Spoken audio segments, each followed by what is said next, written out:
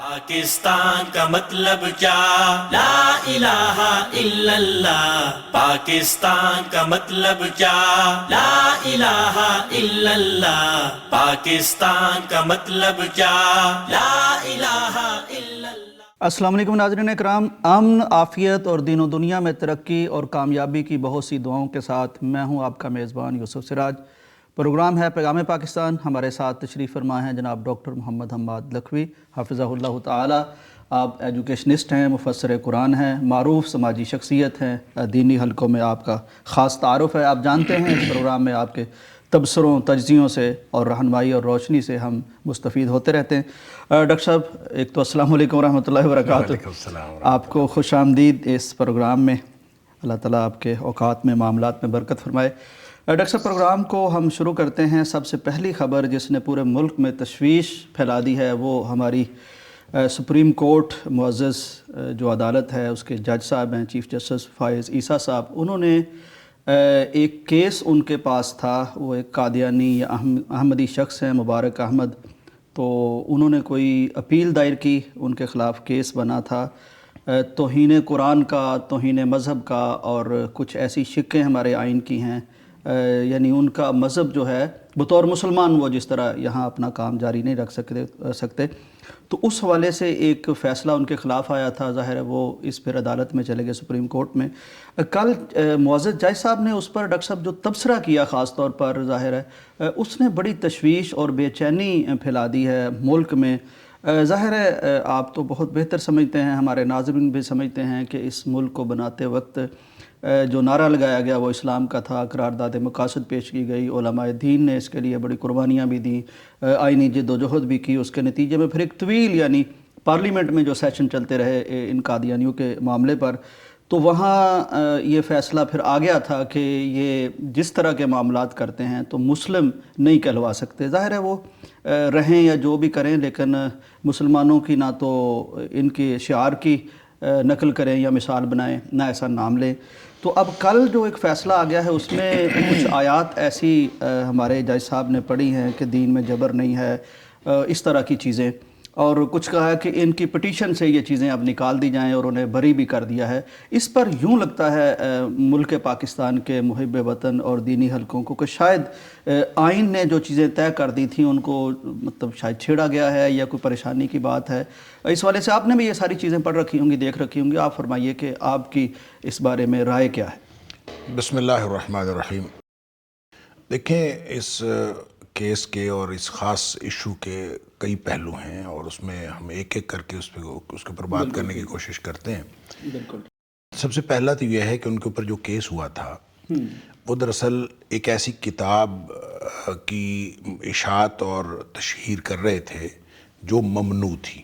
ٹھیک ہے. اس کی اشاعت تفسیر صغیر شاید اس کا نام. اس کی اشاعت ہی ممنوع تھی اور اس کے اوپر پابندی لگی ہوئی تھی. اور وہ جو پابندی لگی ہوئی کتاب ہے اس کی اشاعت بھی کر رہے تھے اور اس کی تشہیر بھی کر رہے تھے، اس کو لوگوں کو بھی دے بھی رہے تھے. یعنی خلاف قانون جرم تھا یہ. لہٰذا یہ اس کے اوپر وہ بنیادی طور پر جو ان کے اوپر کیس ہوا ہے وہ یہ ہوا ہے. ٹھیک.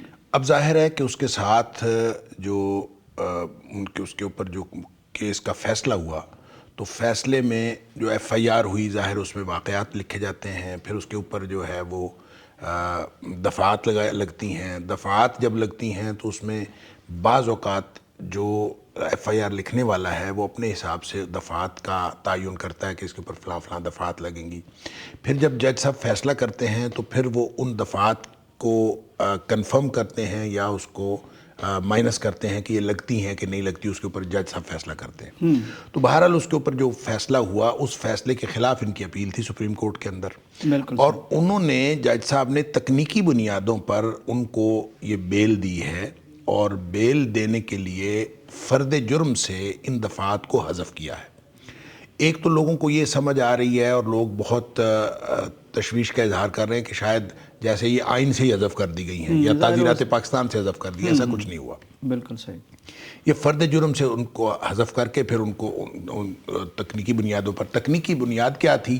ٹیکنیکل بنیاد ایک ہی ہے. ایک تو یہ ہے کہ وہ جو قرآن ایکٹ جو ہے جس کے تحت جس کی دفعہ 7 اور 9 کے تحت فیصلہ کیا گیا اور سزا دی گئی، وہ 2021 میں امپلیمنٹ ہوا ہے، ٹھیک، اور جب کہ مقدمہ ہوا ہے 2019 میں، لہٰذا جو قانون ہے وہ بعد میں بنا اور مقدمہ پہلے سے ہوا ہے، اس بنیاد پر ان کو اس قانون کے تحت سزا نہیں دی جا سکتی۔ ایک تو یہ تکنیکی بنیاد انہوں نے بنائی، دوسرا یہ کہ جو 298B اور 298C جو دو شکیں ہیں تعزیرات پاکستان سے جو اس کے ساتھ لگی تھیں، اس کے تحت انہوں نے یہ کہتے ہیں کہ FIR کے ساتھ وہ میچ نہیں کرتی، لہٰذا ان کو بھی مائنس کر دیا گیا۔ جب وہ مائنس کر دیا گیا تو اس لیے وہ بیلیبل کیس بن گیا، انہوں نے ضمانت دے دی۔ اور اس کے ساتھ جو ہے وہ جج صاحب نے جو مختلف آئین کی آرٹیکل 20 کے تحت جو مختلف جو اپنا تبصرہ کیا کہ تشریح کرنے کی کوشش، ہر ایک کو جو ہے وہ اپنے مذہب کے مطابق تشہیر کرنے کا اور مذہب کے اوپر عمل کرنے کا حق حاصل ہے، لہٰذا کسی کے اوپر پابندی نہیں لگائی جا سکتی، اور پھر لا اکراہ فی الدین کو اس کے اندر لے آئے۔ تو میرا خیال ہے کہ یہ کام جو ہے یہ ایک تو جو لا اکراہ فی الدین یا قرآن حکیم کی جو آیات ہیں اس کی تشریح کرنے کا اختیار جو ہے علماء کا ہے، علماء سے ہی جج صاحبان کو بھی سیکھنا چاہیے کہ کس چیز کا کیا مطلب ہوتا ہے اور لا اکراہ فی الدین کا اصل محل کیا ہے اور اس کا کیا مطلب ہے۔ بالکل صحیح۔ ان کا جو ڈومین ہے وہ قانون کی ہے، اور قانون میں بھی جب آپ آرٹیکل 20 کے تحت جو آزادی دی گئی ہے، 298C اور 298B جو تعزیرات پاکستان کی ہیں وہ ان کو محدود کرتی ہیں، لہٰذا قادیانی جو ہیں وہ بطور اقلیت کے نہیں ہیں۔ قادیانی پہلے تو اپنے آپ کو بطور اقلیت رجسٹرڈ کروائیں، اور وہ پاکستان کے اندر اقلیت کے طور پر، احمدی جماعت کے طور پر یا قادیانی جماعت کے طور پر وہ اپنے آپ کو رجسٹرڈ کرائیں، وہ اپنے آپ کو مسلم نہ کہیں، اور مسلمانوں کے علاوہ وہ اقلیت قرار پائیں، تو پھر وہ ان حقوق کا آرٹیکل 20 کے تحت ان کا جو ہے وہ مطالبہ کریں کہ ان کو اس کی ساری جو ہے اپنے اپنے مذہب کے مطابق ساری جو رسومات ہیں یا جو بھی ان کے معاملات ہیں وہ کرنے کی اجازت دی جائے۔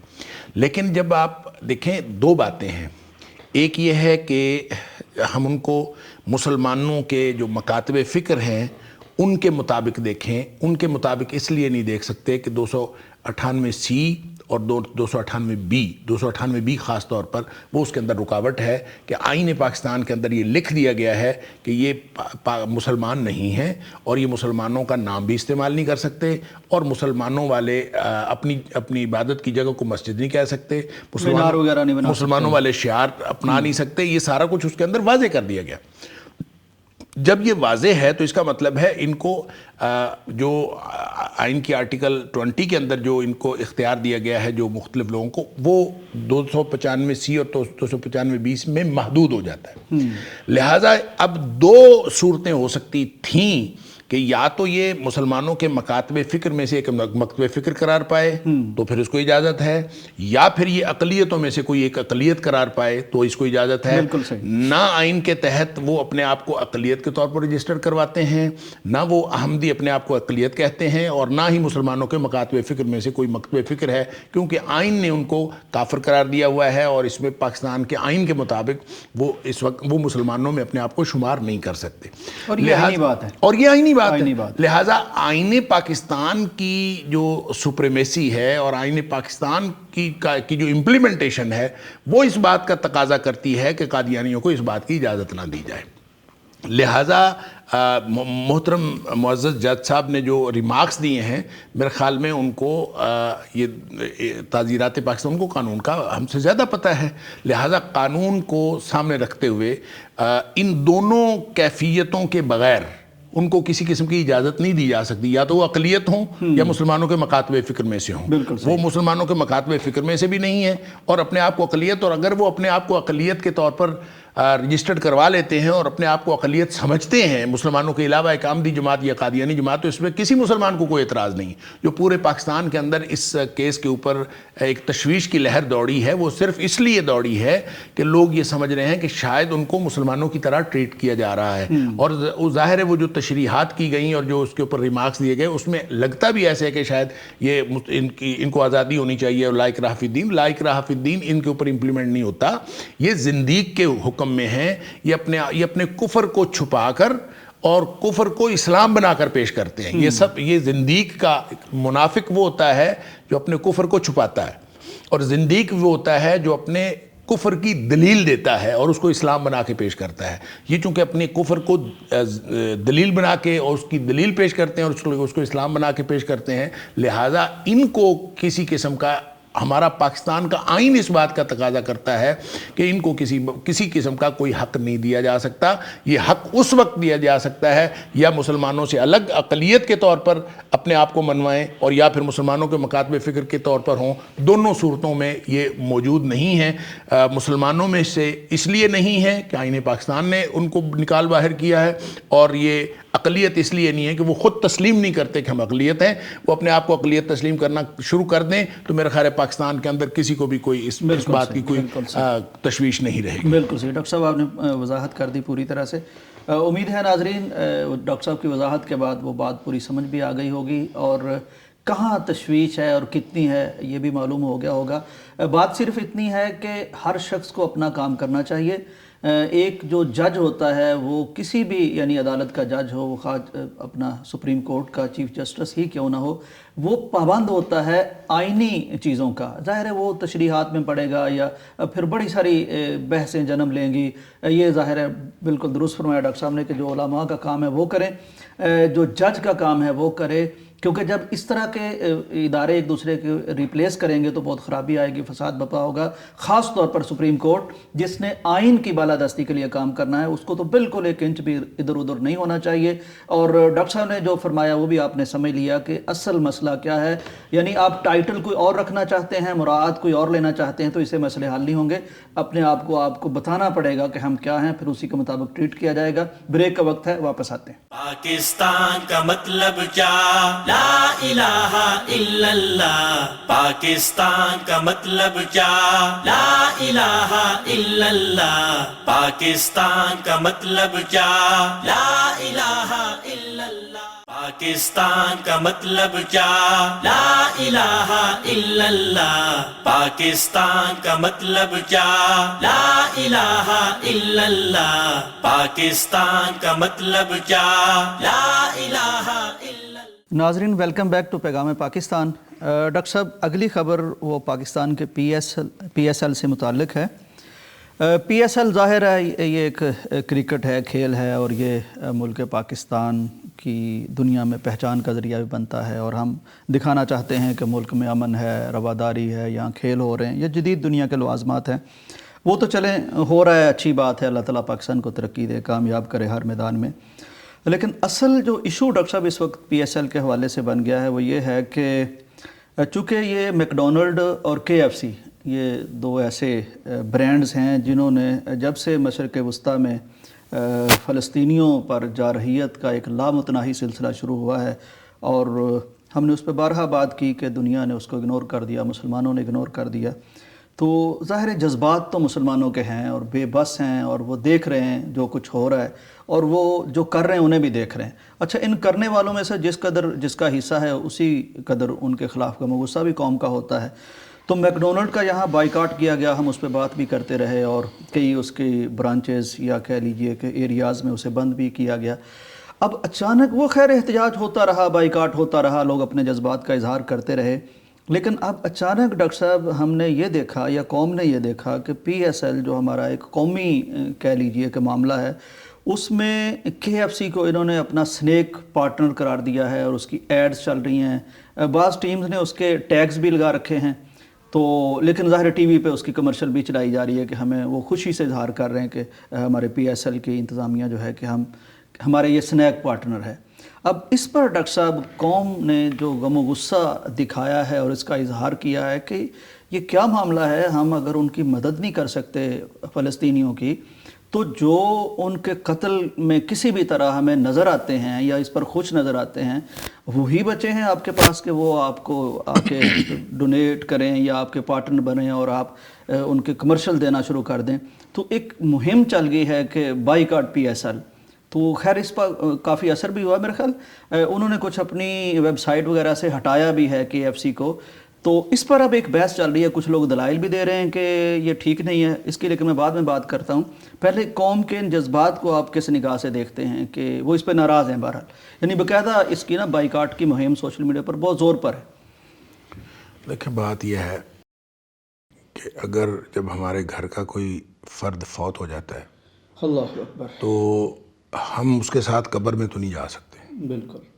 لیکن اس وقت ہم ہلا گلا بھی نہیں کر سکتے. ایک پہلو تو یہ ہے. ہم گھر کے اندر جو ہے وہ کوئی جشن بھی نہیں رکھ سکتے، کسی بھی طرح کا کوئی دنیاوی تقاضے بھی نہیں پورے کر سکتے، اس لیے کہ ہمارے گھر میں فوتگی ہوئی ہوتی ہے. بالکل. اور نبی اکرم صلی اللہ علیہ وسلم نے فرمایا کہ مسلمان جو ہیں وہ آپس میں ایک عمارت کی طرح ہے، جسد واحد کی طرح ہے، کل بنیان، اور جسد واحد کی طرح ہے. اور ایک عمارت ہو یا ایک جسد واحد ہو، اور پھر نبی پاک صلی اللہ علیہ وسلم نے فرمایا جس کا ایک عضو جو ہے کسی تکلیف میں مبتلا ہو تو سارا جسم بخار میں مبتلا ہو جاتا ہے. بالکل، پوری باڈی بے قرار ہوتی ہے. اب پوری باڈی جو ہے، ہمارا جسم، وہ اس کو بخار نہیں ہوا، اس کو کوئی ایک عضو تکلیف میں مبتلا نہیں ہوا، بلکہ غزہ پورا کا پورا تباہ کر دیا گیا ہے. اور صرف جو یعنی ابھی تک جو ہمیں بتایا گیا ہے، صرف اور صرف بتائی گئی تعداد جو ہے شہداء کی جو رپورٹ ہوئی ہے وہ 28-29 ہزار. اللہ اکبر. لیکن اصل میں کتنی ہے یہ اللہ جانتا ہے. اور پورا غزہ انہوں نے تباہ و برباد کر دیا. اب اس کی تصویر دیکھیں، انا للہ و انا الیہ راجعون، دیکھی نہیں جاتی.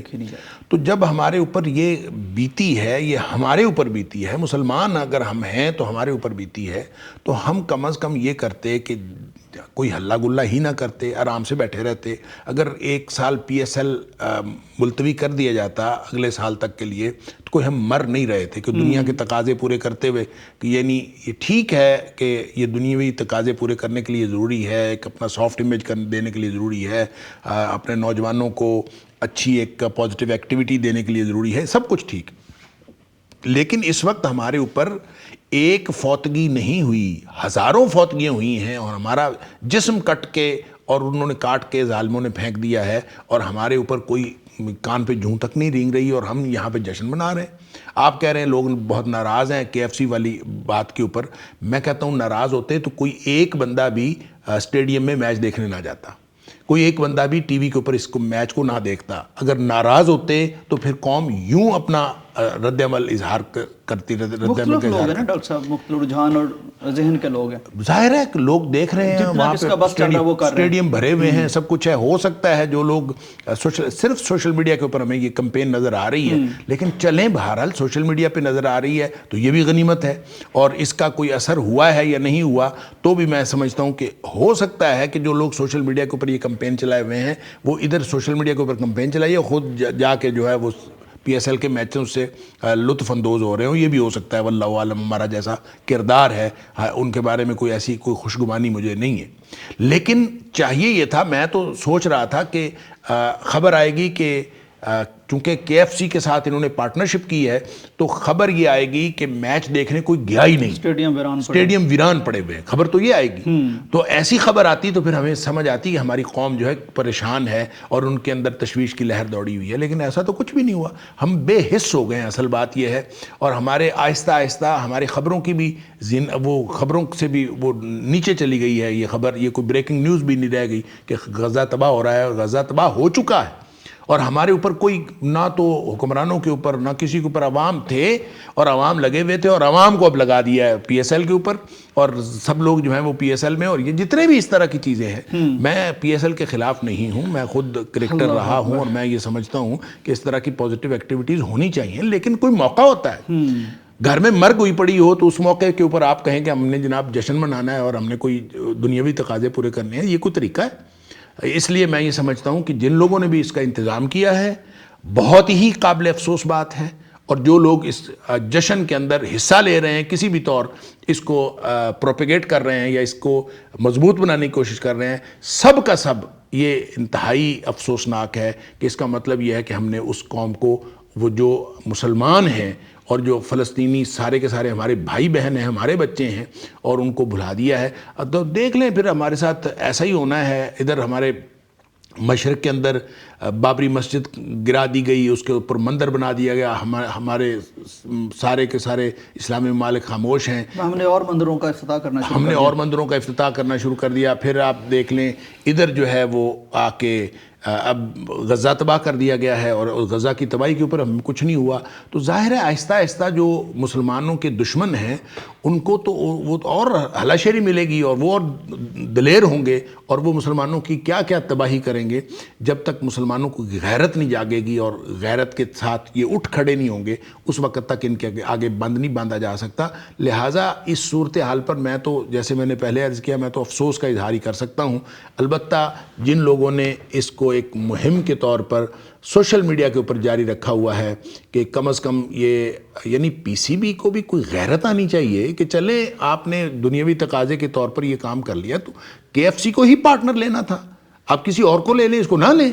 کوئی تو کسی طور تو بندہ غیرت کا مظاہرہ کرتا ہے کسی لیول پہ تو ہو، لیکن عجیب بات ہے کہ سارے مسلمان ہیں اور کچھ بھی نہیں کر رہے.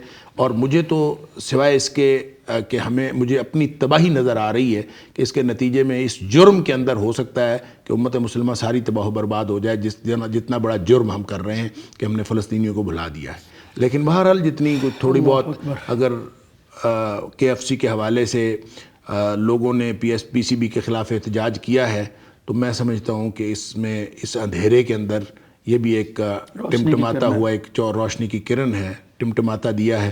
تو چلیں اس کو بھی غنیمت سمجھنا چاہیے. ڈاکٹر صاحب مختصر سا میں آپ سے جاننا چاہ رہا ہوں کہ کچھ لوگوں کی تحریریں میں پڑھ رہا تھا فیس بک پر، وہ کہتے ہیں جی کہ ہم اس پورے سسٹم کو بڑا قریب سے جانتے ہیں کہ بیرونی جو برانڈز ہوتے ہیں ان کی چین جو یہاں بنتی ہیں تو وہ کس طرح ہوتا ہے. وہ کہتے ہیں کہ امپورٹ کی چیزیں یہاں نہیں آتی بلکہ صرف ہم نے ان کے نام کی رائلٹی انہیں دینی ہوتی ہے، مقامی ساری مصنوعات استعمال ہو رہی ہوتی ہیں، پیسہ مقامی یہاں آ رہا ہوتا ہے. تو اگر اس طرح کی بائیکاٹ کی کوئی مہم چلائی جاتی ہے تو اس برانڈ کو نقصان نہیں پہنچتا، صرف یہاں کے مقامی تاجروں کو یا اس کے اونرز کو نقصان پہنچتا ہے. یہ اپروچ ڈاکٹر صاحب آپ اس کو کس طرح دیکھتے ہیں؟ جو مقامی تاجر ہیں وہ ٹیکس دے رہے ہوتے ہیں، وہ ان کی رائلٹی دے رہے ہوتے ہیں اور وہ جو رائلٹی ہے وہ وہیں مین پول میں جا رہی ہوتی ہے، اسی جگہ پہنچ رہی ہوتی ہے. وہ کہتے ہیں ہمیں نا کوئی ملے نہ ملے پیسہ ہمیں رائلٹی تو دینی ہی دینی ہوتی ہے، لہذا نقصان ہمارا ہو رہا ہے. نہیں میں یہ کہتا ہوں کہ ان کو وہ برانڈ چلانا ہی نہیں چاہیے یہاں. وہ برانڈ جو برانڈ مسلمانوں کو نقصان پہنچا رہا ہے اور مسلمانوں کو نقصان کا ایک استعارہ ہے، جو میں رائلٹی دے رہا ہوں ہر برانڈ والے کو یہ بھی تو چاہیے جس نے ان کی فرنچائزی لی ہوئی ہے اس کو یہ سمجھ آنی چاہیے کہ میں جو رائلٹی دے رہا ہوں ہو سکتا ہے اسی کی گولی بن کر، اسی پیسے کی گولی بن کر وہ جا کے فلسطینیوں کو لگ رہی ہو اور اسی رائلٹی کے ذریعے سے بم کے اندر حصہ ڈال رہا ہو. جب ہمیں یہ احساس ہوگا تو پھر ہمیں پتہ چل جائے گا کہ یہ چاہے ہمارے لوکل لوگ ہیں لیکن اصل میں تو فائدہ انہی کو پہنچا رہے ہیں. دوسرا ڈاکٹر صاحب یعنی جب آپ ایک چیز دیکھ رہے ہیں کہ یہ لوگ ملوث ہیں یا ان کا نام آتا ہے ہمارے مسلمان بہن بھائیوں کے قتل میں، تو بے شک کوئی ہمارا بھی نقصان ہو جائے تو ہمیں اس سے کیا پرواہ ہے؟ ہمیں اس سے کیا پرواہ ہے؟ بالکل ہم کم از کم یہ کر سکتے، دیکھیں لڑ نہیں سکتے ہم وہاں جا کے، ہم جا کے ظالموں کا ہاتھ نہیں پکڑ سکتے، ہم فلسطینیوں کے ساتھ جا کے کوئی اظہار یکجہتی نہیں کر سکتے، ہم ان کے لیے کوئی شیلٹر کا بندوبست نہیں کر سکتے، ہم جا کے ان کے ساتھ جہاد نہیں کر سکتے، ہم کچھ نہیں کر سکتے. ایک پروڈکٹس کا بائیکاٹ کر سکتے تھے، ہم وہ بھی گئے، وہ بھی اپنے اطمینان کے لیے، اور وہ بھی اپنے اطمینان کے لیے، اس کا ان کو تو کوئی فائدہ نہیں ہوگا تو وہ بھی ہم کر سکتے تھے اور اس سے بھی ہم دلیلیں ڈھونڈ رہے ہیں کہ ہم نہ کریں. اس سے بڑی بے غیرتی اور کیا ہوگی؟ اللہ تعالیٰ معاف فرمائے. اللہ اکبر. ناظرین اکرام، یہ عجیب و غریب سودوں ضیاع کے پیمانے ہم لے آئے ہیں. اتنا بڑا نقصان ہمیں نظر نہیں آتا اور ڈاکٹر صاحب نے جو دل سے باتیں کی ہیں انہوں نے دل چیر کے رکھ دیا ہے کہ اتنا بڑا جرم ہے. اور افسوس یہ ہے کہ اب ہم اسے جرم بھی نہیں سمجھ رہے. ہمیں یہ بھی نہیں پتا کہ ہمارے گھر میں کوئی لاش پڑی ہے اور اس سے وہ متعفن ہو چکی ہے، اور دو لاشیں ہیں اصل میں، ایک فلسطینیوں کی لاش ہے، ایک ہمارے متعفن ہوتے ضمیر کی لاش ہے. اسی لیے شاید ہمیں اندازہ نہیں ہو پا رہا کتنا بڑا جرم ہے کہ اس کے جرم کی پاداش میں سب تک سزا پہنچ سکتی ہے. نبی صلی اللہ علیہ وسلم کی احادیث ڈاکٹر صاحب نے پڑھ دی ہیں اور اب ہم اس پہ بھی لاجکس اور منطق لے کے آ رہے ہیں کہ جی فلاں فلاں معاملہ ہے اس لیے احتجاج نہ ہی کیا جائے کیونکہ فائدہ انہیں کم پہنچ رہا ہے اور ہمارا نقصان ہو رہا ہے. تو بہرحال یہ باتیں غیرت کے منافی ہیں اور جس قوم سے غیرت اٹھ جائے وہ قوم بھی باقی نہیں رہتی. بریک کا وقت ہے، واپس آتے ہیں. پاکستان کا مطلب کیا؟ لا الہ الا اللہ. پاکستان کا مطلب کیا؟ لا الہ الا اللہ. پاکستان کا مطلب کیا؟ لا الہ الا اللہ. پاکستان کا مطلب کیا؟ لا الہ الا اللہ. پاکستان کا مطلب کیا؟ لا الہ الا اللہ. پاکستان کا مطلب کیا؟ لا الہ الا اللہ. नाजरीन, वेलकम बैक टू पैगाम पाकिस्तान। डॉक्टर साहब, ये मीडिया में एक ख़बर गर्दिश कर रही है, कारी अब्दुल कबीर साहब हैं, बांग्लादेशी हैं, इनके मुतल्लिक बड़ा एक इंसानी लेवल पर एक स्टोरी बयान की जा रही है मीडिया में कि 40 साल हो गए, शायद कोई गुर्बत थी, बांग्लादेश से कुछ कागजात बनवा के, कुछ लोग सादा भी होते हैं, पहले इंडिया पहुँचे, वहाँ फ्रॉड हुआ, इंडिया से फिर ये पाकिस्तान पहुँचे तो कुछ लोग शायद इनके नौसरबाजी की कागजात ले गए। अब ये शायद सादा लोग हैं या क्या मामला है, कोई राब्ता घर वालों से रहा या नहीं रहा, लेकिन अब जो स्टोरी सामने आई है वो ये है कि ये जब वहाँ से चले थे तो इनकी बीवी हामला थी, यानी आखिरी जो बच्चा है, पहले 2 बच्चियाँ हैं, अहलिया है, एक बेटा भी है, तो पाकिस्तान में आ गए और यहाँ करीब ही लाहौर के पत्तों की में किसी मस्जिद में रहे। 40 साल बीत गए। अब कहा यह जा रहा है कि ये वापस जाना चाह रहे हैं तो कुछ ब्यूरोक्रेटिक मसाइल का इनको सामना है, कागजात वगैरह का, अभी जाना भी मुश्किल है। उधर से इनकी बेटी की जो चीज़ें रिपोर्ट हुई हैं वो कहती है कि 40 साल बीत गए या कम होंगे, क्योंकि 40 साल तो इनकी उम्र है, लेकिन जितना भी अरसा बीता है, मैं जब से पैदा हुई है मैंने अपने वाले साहब की शक्ल नहीं देखी। जाहिर है वो जब तो शक्ल नहीं मैंने देखी। और ये कहते हैं कि मैं अब मेरा हाफजा भी मुतासर हो गया है, हाफिज़ भी थे, कुरान के कारी भी हैं। डॉक्टर साहब, इसमें यानी एक तो इंसानी अलमिया ऐसा है कि इंसान किस तरह की बाज़ दफ़ा कैफियत में, मुश्किलात में या मुसीबतों में गिरफ़्तार हो जाता है कि जिन अपनों के लिए या जिन अपनों की ज़िंदगी आसान बनाना चाहता है वो उनसे अपने आप को भी दूर कर लेता है। दूसरा डॉक्टर साहब, ये कानूनी एतबार से आप क्या देखते हैं कि इस तरह इतना अरसा ये शख्स कैसे रब्ता नहीं कर सका और क्यों जाने में मुश्किलात का अब भी इसको सामना है? देखें, बात यह है कि अगर बशरते सेहत कहानी, बिल्कुल सेहत, पता नहीं अब स्टोरी जो है ये सही है या जैसी भी है जो बताई गई है, उसमें जो ये रुकावट है, अफसर शाहिरी की रुकावटें तो हर जगह पे होती हैं, लेकिन मुझे तो इस कहानी के अंदर जो है वो बहुत सारे इफ्स एंड बट्स नज़र आ रहे हैं, बहुत सारे सवालात उठ रहे हैं। मसलन ये कि देखें, वो कोई ना तो वो गिरफ्तार करके कहीं लाए गए, ना ही उनको किसी ने ज़बरदस्ती वहाँ से निकाला। एक आदमी आज़ाद आदमी, बाकायमी होशो आवास, वो अपना मुल्क छोड़ता है, रोज़गार के लिए छोड़ता है या किसी भी मकसद के लिए छोड़ता है, वो इंडिया गया, इंडिया से वो पाकिस्तान आ गया, तो ये तो नहीं मुमकिन कि वो अपने घर वालों से बिल्कुल अदम राब्ता का शिकार हो गया और राब्ते की कोई सबील नहीं थी, और उसको जबकि वो जब अपने घर से चला है बच्चा भी नहीं था, तो ज़ाहिर है बाप था बच्चों का और उसके घर वाले थे, तो ये कहना कि उनको राब्ते की कोई सूरत नहीं रही, ये भी बहरहाल इस दुनिया के डॉक्टर साहब, यूँ नहीं सोचा जा सकता कि ज़ाहिर है 40 साल पहले की अगर हम बात करें, उस वक्त कोई अपनी फैमिली से जुदा होता है, ज़ाहिर इस तरह मोबाइल मौजूद नहीं है, हो सकता है किसी मोबाइल तो मौजूद फ़ोन नहीं भी है, ना हो लेकिन घर में, टेलीफोन पे तो राब्ता हो सकता है। खत देखिए, खत पे तो राब्ता हो ही जाता है, बहरहाल उस वक्त भी था, खत तो हमेशा ही था, खत लिखा जा सकता था। ये राब्ता ना होना, 40 साल तक राब्ता ना होना, ये बज़ाहिर कोई मुमकिन नहीं लगता। हो सकता है कोई ऐसा मसला हुआ हो, लेकिन उनके साथ क्या मसाइल हैं हम उनका कोई इंटरव्यू तो कर नहीं सके और ना हमें मालूम है कि उनका क्या है, लेकिन लगता यूँ है कि बज़ाहिर ये मुमकिन नहीं लगता, समझना मुश्किल हो रहा है, समझना मुश्किल हो रहा है। फिर ये कि ज़ाहिर है वो रोज़गार के लिए आया था, फिर रोज़गार के लिए यहाँ रह गया और किसी मस्जिद के अंदर अगर उसने इमामत का फरीज़ा सरंजाम देना शुरू कर दिया तो रोज़गार तो उसको मिल गया। तो उस रोज़गार मिलने के बाद उसने अपने घर वालों से रब्ता क्यों नहीं रखा, ये बहरहाल एक अलग स्टोरी है। और वैसे भी अगर फ़र्ज़ करें कि एक आदमी का घर वालों के साथ रब्ता न रहा हो, कुछ भी ना हो, और वो पाकिस्तान के अंदर आके गुम हो गया हो, तो सिंपली उसको ये तो पता है ना मेरे बांग्लादेश में मेरा घर कहाँ पे है, मेरा पता कौन सा है, तो वो अगर अपने बांग्लादेश के सफारत खाने में जाता तो फौरी तौर पर उसको कागजात बना के वहाँ भेजा जा सकता। तो इसमें कोई ऐसी बात नहीं थी। बहुत सारे मुल्कों में ऐसे होता है और अपना जो सफारत खाना आपका वो आपको फैसिलिटेट करता है तो आप वापस चले जाते हैं, लेकिन ऐसा नहीं हुआ। 40 साल तक इसको, और अब इसको एक मज़लूम दास्तान समझ के और एक मज़लूमियत की दास्तान बना के इसको हाईलाइट किया जा रहा है। तो मुझे समझ नहीं आ रही कि ये कहानी इतनी दर्दनाक क्यों बनाई गई है, इसके अंदर इतने मोड़ क्यों आए हैं कि ये खामखा दर्दनाक बन गई है।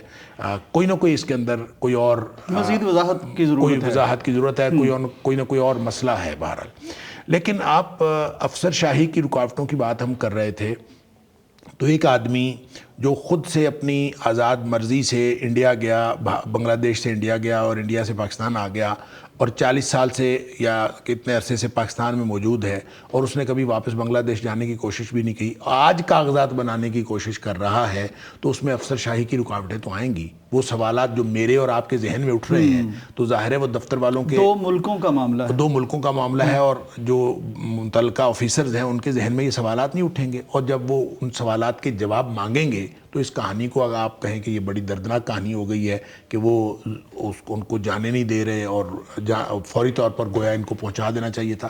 اب ظاہر ہے جو ڈاکومنٹیشن ضروری ہے، جہاں 40 سال انتظار کیا تھوڑا سا اور کر لینا چاہیے۔ دونوں ملکوں کے جو بھی آفیسرز انوالو ہیں انہوں نے ڈاکومنٹیشن اور اپنی جو قانونی کارروائی ہے وہ تو پوری کرنی ہے، اور وہ قانونی کارروائی پوری ہوگی تو چلا جائے گا۔ کوئی ایسی مجھے نہیں لگتا کہ اس کے اندر کوئی ایسی رکاوٹ ہوگی، لیکن بہرحال یہ ایک مسئلہ تھا، اور اس مسئلے کو سوالات جو ہے جب تک اس قاری عبدالکبیر سے سوالات نہ کیے جائیں اس وقت تک اس مسئلے کی پوری سمجھ نہیں آ سکتی۔ ڈاکٹر صاحب پروگرام کا وقت ختم ہوتا ہے، آپ کی آمد کا رہنمائی کا بہت شکریہ۔